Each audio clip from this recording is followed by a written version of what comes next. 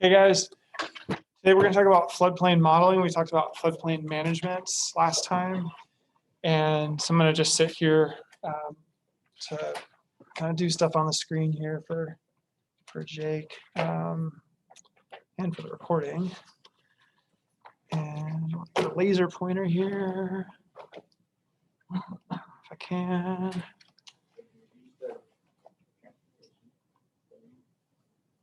Visual effects, right hand medium.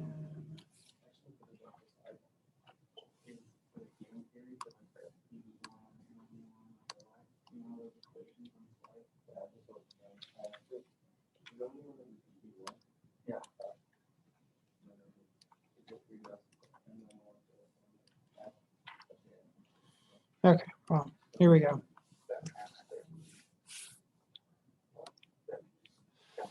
So today we are going to introduce hydraulic modeling of floodplain inundation. And we actually learned the fundamentals of hydraulic modeling of open channel flow in hydraulics, if you'll recall, Manning's equation and the direct step method. We did the gradually varied flow profiles that kind of curved as you went downstream to different transitions. So that's the what's underneath the hood of modeling floodplains. We'll discuss sources of uncertainty in modeling floodplains, and then we'll set up a HEC-RAS. We'll just kind of walk through a hydraulic model in HEC-RAS, talk about how we do it. So let's take a look at this fun video about hydraulic modeling.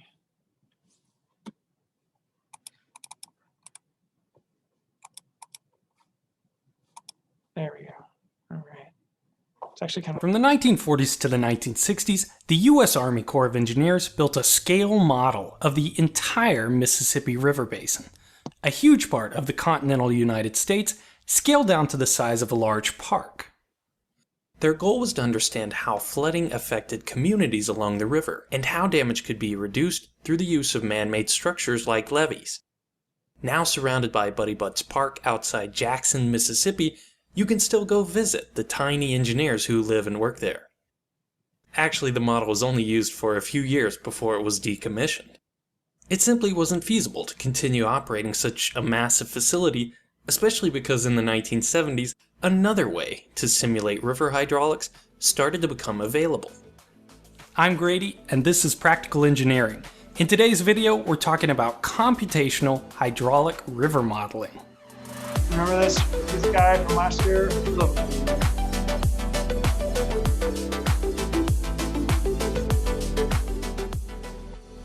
Computational because it's on a computer as opposed to a physical model like the one in Jackson. Hydraulic because we're trying to understand how water moves through the system. And river model because we're creating a representation of the real world.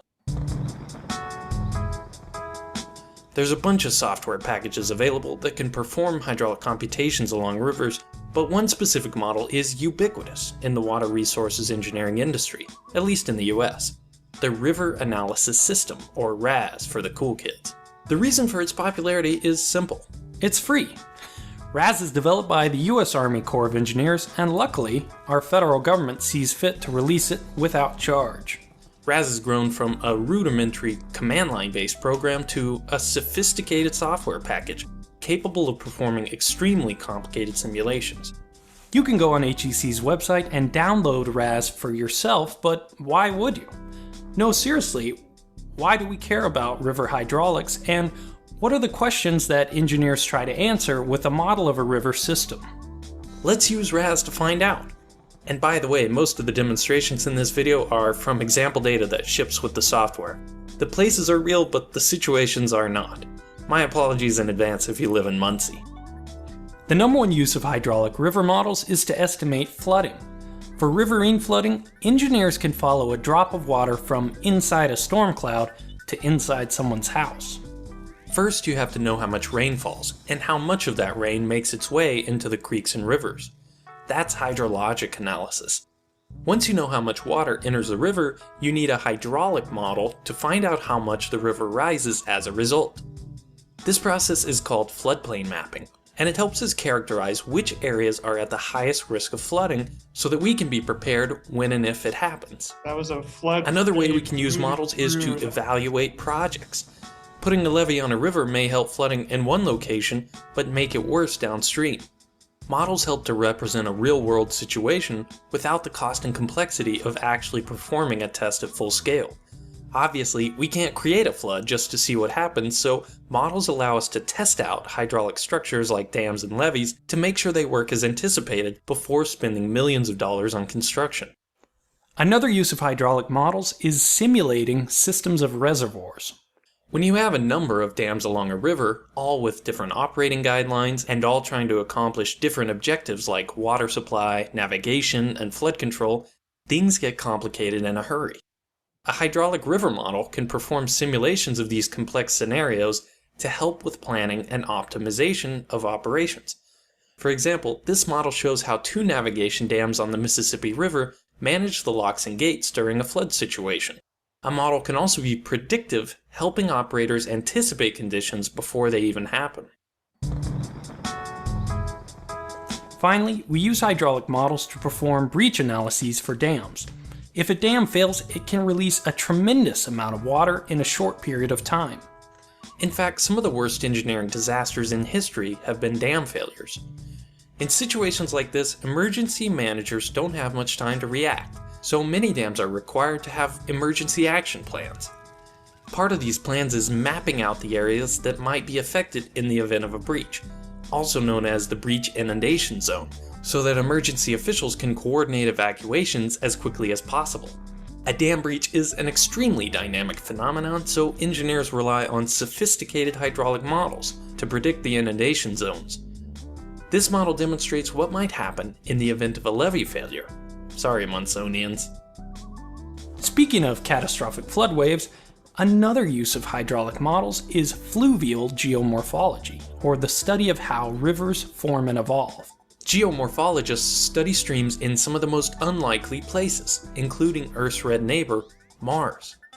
The Cathay Vallis is one of the largest outflow channel systems on Mars, almost 20 times the width of the Grand Canyon and several kilometers deep. Scientists believe that billions of years ago, liquid water may have flowed on the surface and in underground aquifers on Mars. As the planet cooled, the water on the surface froze, creating an impermeable cap to a deep layer of pressurized liquid groundwater, just like the top to a bottle of soda. Scientists think that tectonic movement or volcanic activity may have melted the subsurface ice, popping the top on the cryosphere and releasing a massive flood wave of pressurized groundwater. These massive floods are what likely created many of Mars's outflow channels like the Cathay Vallis. But what's an earthbound geomorphologist to do when trying to learn about a river that's 50 million kilometers away and hasn't seen water since maybe several billion years ago? Make a hydraulic model, of course. Since I'm not a planetary geologist, and because RAS doesn't have a way to change gravity, this model has about as much scientific rigor as a peanut butter and jelly sandwich. But let's ignore that for a moment and just enjoy the technical beauty of being able to recreate the massive flood that may have created the Cathay Vallis. This is what flood routing looks like, guys.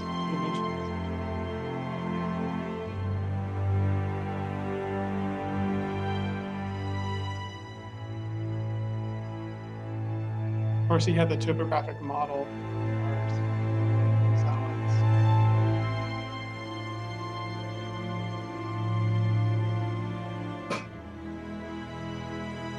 What's that? Fluvial hazard zone? I mean, you could do that on Mars, yeah, based on that topography.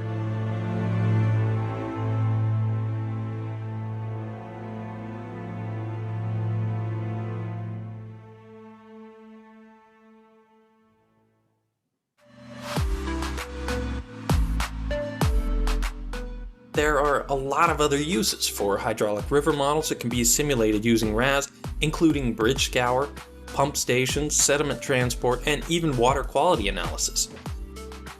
If you want to learn more, you can download RAS for yourself. And next time you see a river, you can always know that some civil engineer probably has a model of it on his or her computer. carefully constructed and ruthlessly flooded over and over again for your safety, and maybe just a few times for fun. Thank you for watching, and let me know what you think. All right, guys. What do you think about flooding on Mars? I thought that was awesome.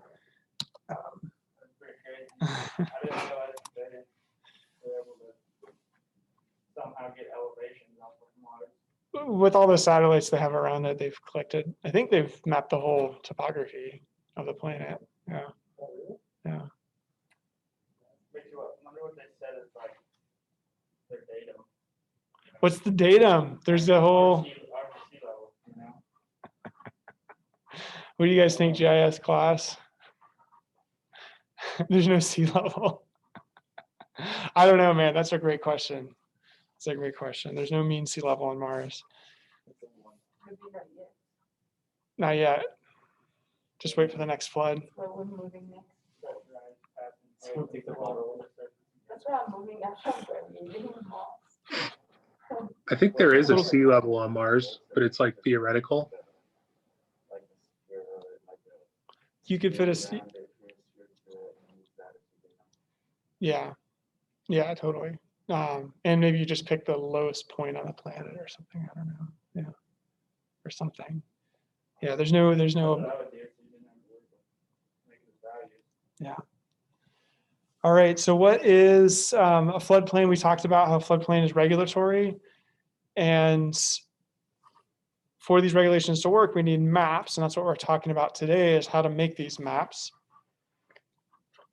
And they're called floodplain insurance rate maps, or FIRMs, F-I-R-M. Here's an example of a firm for Grand Junction. It's got a lot of different components. It's got this floodway, which is determined as the area that you could impinge if you put walls up, basically, or levees.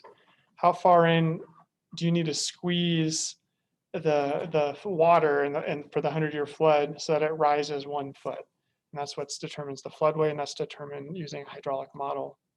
So that's our floodway in the red hatch, and then we've got the 1% floodplain and then the 0.2% floodplain in orange. And so this was a hydraulic model. This was done, I think, back in the 90s.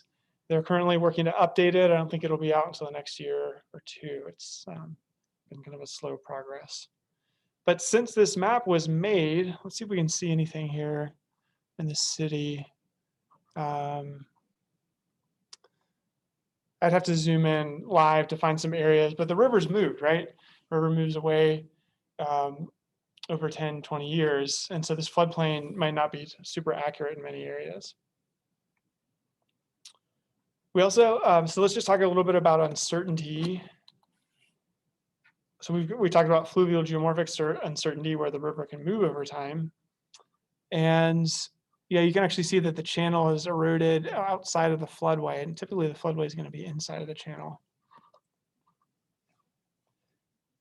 We have the potential for non-stationary flood records. This is a trend of the annual maximum stream flow for a river in Massachusetts, and you can see that over time there's been a steady increase in flood magnitude for this river.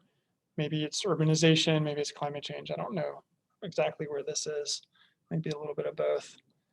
And we talked last time, or during statistics, about how we have these increasing flood magnitudes that have been observed from a statistical standpoint across the country.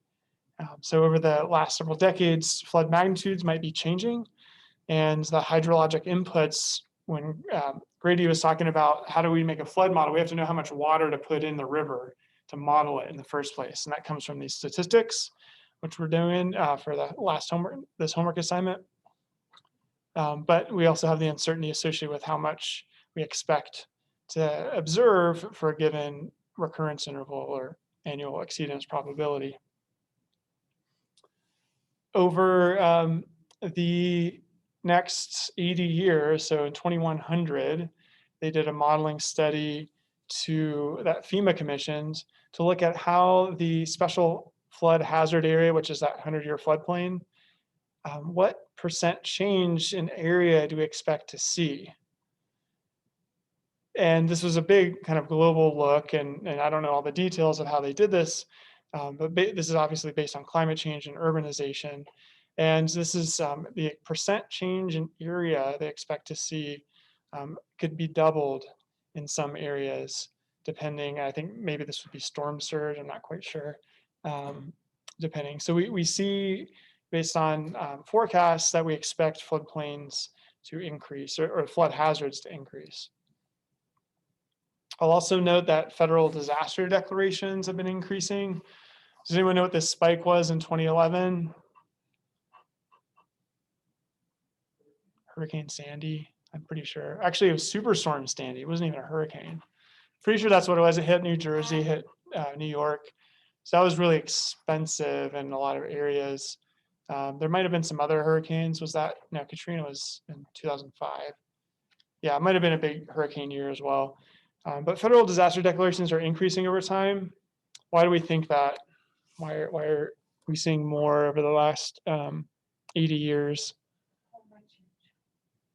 That could be part of it. We also have more growth in coastal areas, more growth in just urban areas that happen to have rivers through them. So it's probably a combination of those two things. Just more people in harm's way and potentially increasing in harm. Here's a study that came out recently that found that the 1% floodplain FEMA maps, those firm maps, missed 75% of damaged homes from 1999 to 2009 in Texas. And 3/4, right? A lot of these flood events were under the quote unquote 1% AEP flood.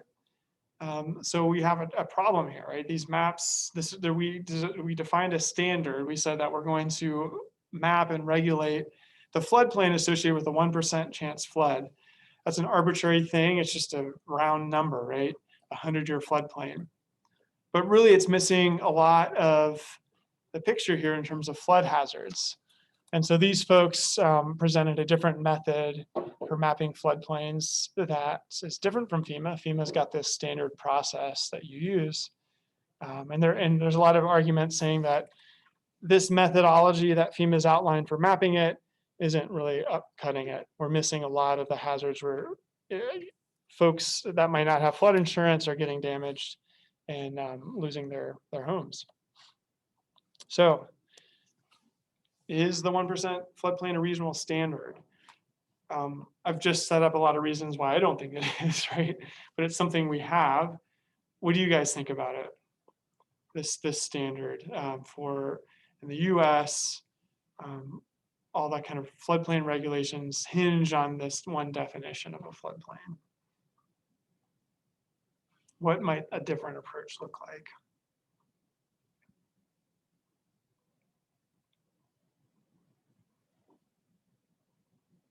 I mean, given like, past events, I feel like we've been able to record more events in the past and start basing it off of more of what has actually happened and what they consider those storms to be. So we're getting a bigger data set. Yeah. Instead of trying to predict the 1%, like, well, first of all, how did they miss 75% of them? Like the model just wasn't right? Like that's a lot. It's a lot. Yeah, I mean, I think there's one, like, poor data, and the data is uncertain. We don't have these, it's really hard to predict extreme events because our data sets are limited. We also have the fact that I didn't read this paper, I just kind of read the abstract, so I don't know all the details of what happened there, but maybe they're not modeling the right kinds of floods. We usually, when we do this kind of modeling, we're modeling river floods. Water comes up, it spills out. In Texas, we saw that example from Harvey, how it just flooded because it rained so much and there's nowhere for that water to go. So the flood came from the sky.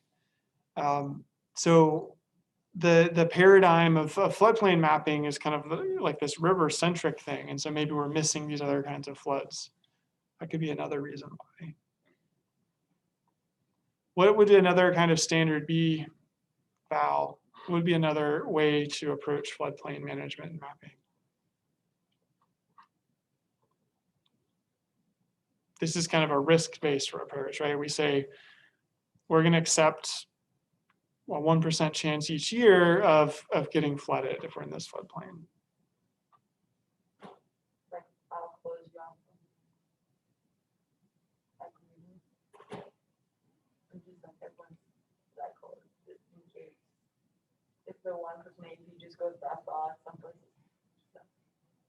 make it that far for like just all along the river.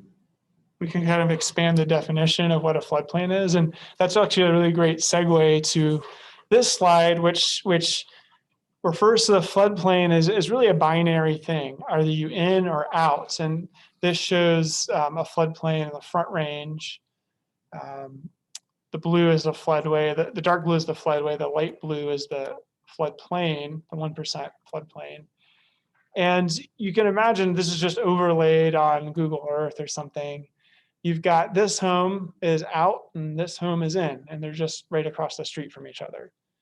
You know, is that a reasonable approach to floodplain management when we know that the 1% is just a standard, it's an arbitrary statistical threshold, right? B, floods could be bigger, they could be smaller. There's still a hazard. Just because you're out of this regulatory floodplain doesn't mean your risk of getting flooded is zero, right? And so there's got to be different ways to think about floodplain mapping, that maybe this person doesn't need to pay all the flood insurance that this person does, but maybe they want to have some flood insurance just in case. You always do like base it off of elevation in a certain area, rather than, I mean, this is kind of based off of elevation, but you know, there's what's the difference in elevation? Right. Inches, you know? So, What's the uncertainty? yeah. So if you're within, say, 4 foot of your floodplain, you know, your floodplain height in this along this river, you know. Yeah. That's kind of just building off of what Val was saying. I like that idea, but when you're like up in the hills or whatnot, you could be a mile, or you could even be a quarter mile from the river, but clear to the top of the hill. Yeah. Like you're not gonna get flooded. No. There. You're really far away. Yeah. It's For like sure. in Orchard Mesa. If you look at Orchard Mesa, it's on top of the hill and you're on most of the Yeah. most next to the river. Yeah. So you're not gonna get the same flooding on the northern side of the river as you will in Orchard Mesa. You're very much different location there. However, do you have a drainage upstream of you that maybe isn't mapped because it's a tiny drainage, right? But it could be still something that could flood you. And that's, we'll look at some examples of that. Yeah, exactly. So here is West Longmont. This is north of Boulder. And this is the St. Vrain River here.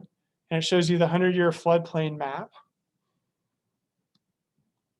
And then we had the 2013 flood. Granted, this was approximated as somewhere around a 200-year event, but quite a big difference. So that was the extent of flooding that occurred. And obviously a lot of neighborhoods were impacted by that. These people probably did not have flood insurance.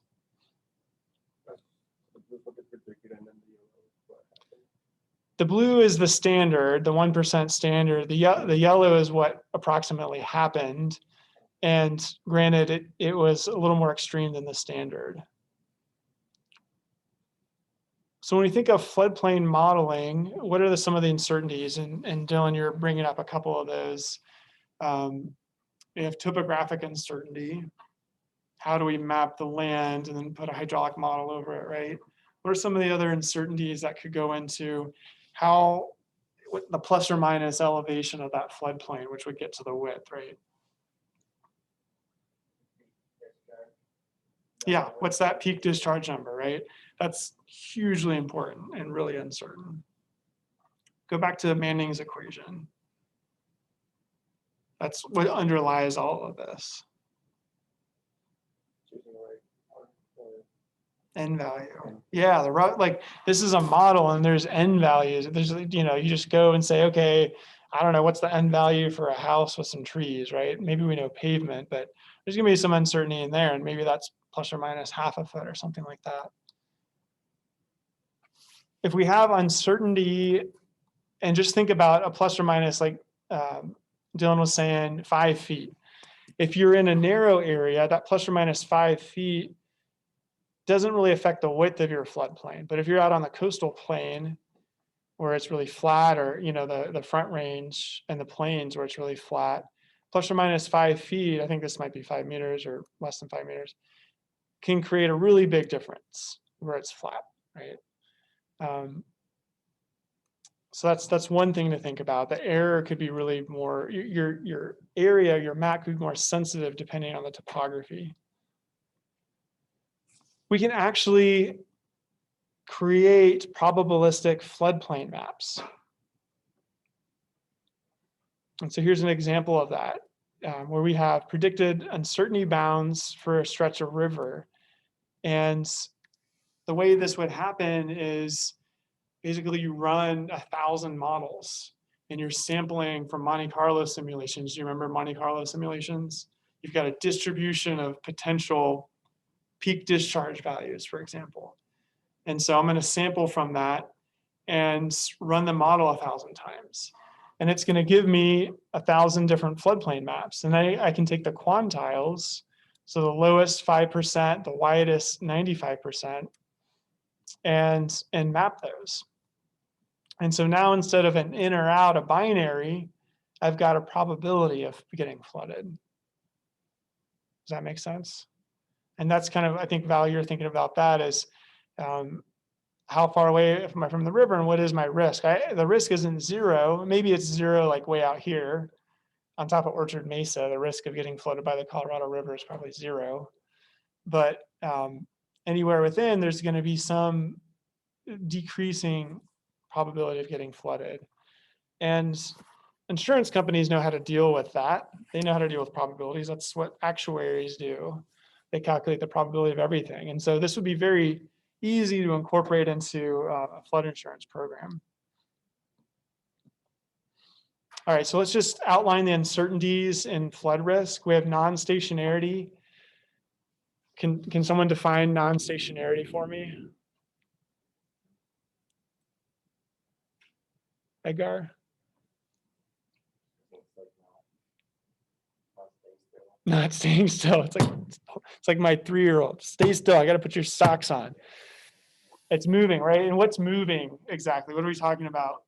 What's not stationary?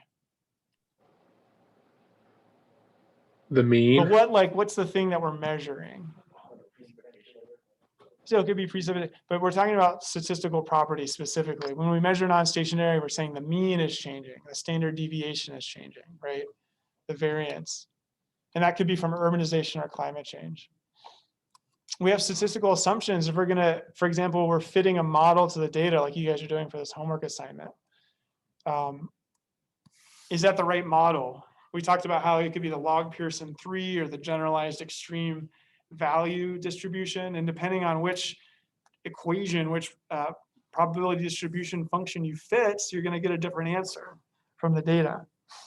And we also talked about mixed populations. Remember the snow melt versus the rainfall events on the front range.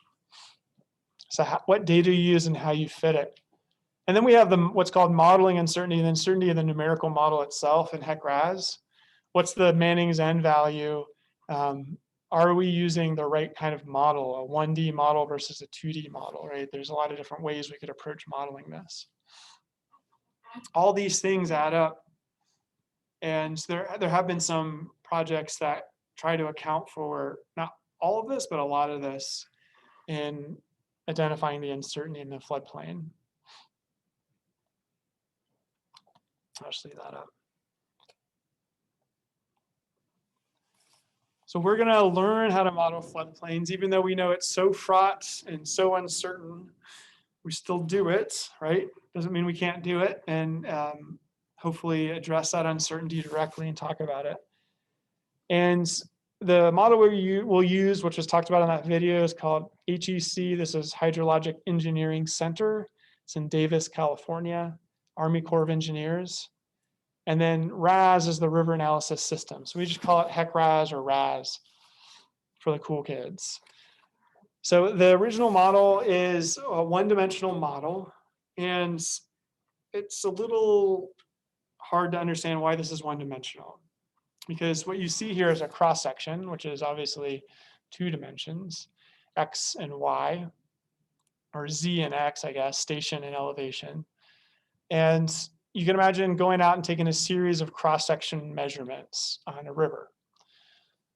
And then those cross sections each have elevation, they have the coordinates across the river, and you input these into HEC-RAS. And what it does is it'll connect these cross sections together. So each of these points in the longitudinal profile is basically the bottom of the channel. And so if we have all these cross sections together, each point is a cross section. And you can see that because there's elevation in there, we get the slope downstream of the river. What HEC-RAS does, it takes the Manning's equation and uses a gradually varied flow algorithm. In this case, I'm showing you the direct step method, which we used in hydraulics class last semester. To basically say how this works is we say, I'll start here at x1. I'm going to say my delta x is 100 feet or something like that. And in order to calculate that delta L, we have to take the difference in water depth between the two, the difference in velocity, and then the difference in the bed slope versus the energy gradient slope, which is the Manning's equation. So that's where Manning's equation comes in. We're not going to rehash that. We learned it in hydraulics. But essentially, this is being solved at each cross section. And the reason that this is one-dimensional is because for each cross section, you get one depth, one velocity. And so what it does is it crunches this whole complicated cross section into the area, depth, and velocity. And so that's distributed across the whole cross section. So we can't say the velocity over here is different than over here than over here. That's not information you can get from a one-dimensional model. And so for each cross section, you get a flow depth and a velocity, and that's what we model here. And you see this water surface profile. This is that equation, that spreadsheet we used in hydraulics to calculate the profile. And this is a backwater profile as you go into a reservoir using the direct step method. We used a very simple, I think we had just had a rectangular cross section here. And obviously you need some different algorithms to deal with a cross section like this. Basically you slice it all up into little trapezoids. Here's an example of, and this is what we'll use for the homework assignment associated with this. I'm not going to drop that until after the exam, but we'll talk about it now. And the way we do it these days, typically, is if you've got LiDAR data, we'll use that. If it's a big river that's pretty deep, then we'll go out with a survey and survey the bottom of the river, because LiDAR doesn't go underneath water very well. There are some cases where it can work. And then you can cut these cross sections. You basically drape a line over it and get the elevations across that line, which would create a cross section just like this. This is no thoroughfare canyon, and there's LiDAR data. Obviously, we know no thoroughfare canyon doesn't have deep water flowing through it, so we don't need to go survey underneath the channel. So we can just cut cross sections across this. So for the 1D model, we get all these cross sections, and then RAS, we give it a discharge, some boundary conditions. And what RAS will do is say, okay, at this cross section, here's the elevation of that water at that discharge, right? So if we just take that top one, these are a bunch of different discharges. If we take that top one, it'll say, okay, here's the elevation here, here's the elevation here, and then it interpolates the slope between the cross sections. Once you've got that, you've got this digital elevation model underneath, and you can get what this is a flow depth raster. It tells you how deep the water is from this cross section to this cross section. So it looks like when it is a continuous two-dimensional surface, right?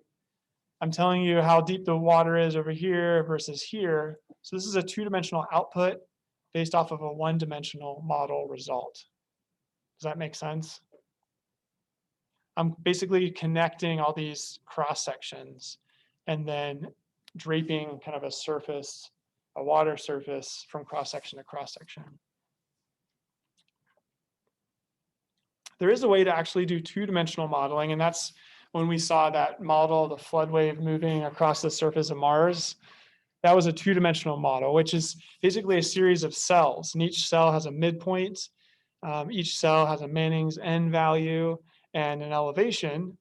And what RAS can do then is route water from cell to cell. And so you can move not just in the downstream direction, but you can move across in really any direction depending on how much water you have. It's more accurate if you care about the distribution of velocities across the channel. So I'm going to go ahead and say, yeah, it's probably more accurate in general, but you don't need to do it all the time. So if you just care about a river and you've got a valley and the water is flowing in one direction, you don't need to do two-dimensional modeling. But if you want to say, for example, in this case, what is the velocity distribution in this bridge? In 1D modeling, you'd have one cross-section, one average velocity for the whole cross-section. In 2D modeling, you can actually see where you get maybe more scour would happen here in this area. Here's your scour, you could get some scour potential here, that sort of thing for this bridge. And so it shows you that distribution of velocities for each grid cell. So it's a different application, and I'll give you another example of why we want to do 2D modeling in some areas. Here's that beautiful flood in Mars where we fill the crater up. RAS has this cool feature where you can basically have these little tracers to show you the vectors and where water is moving in 2 dimensions. 2D modeling is really important where water can spread out away from the channel. And that's a great example here, as we talked about earlier, is in Boulder for this 2 Mile Canyon Creek, where here's your source of water. It's a channel within a valley, but then it comes on this fan, which happens to be convex. And so that means water can kind of run off in all these different directions. If we had a 1D model, it just wouldn't work. It would not be accurate. You'd have kind of model or structural error there. With the 2D model, you can divide this up into 10 by 10 meter grid cells or something like that, or smaller, and watch where all the water goes.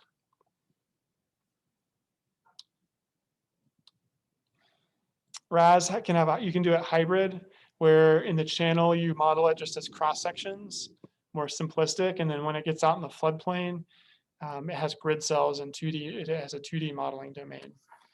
So that's a hybrid approach, and 2D models are more computationally intensive to run. 1D models can run in a minute, less than a minute, just seconds.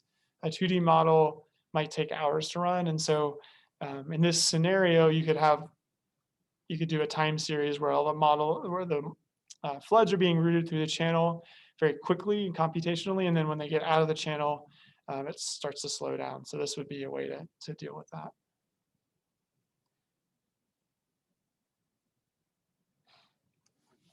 All right, let's take a quick break, and then we'll do a walkthrough with HEC-RAS.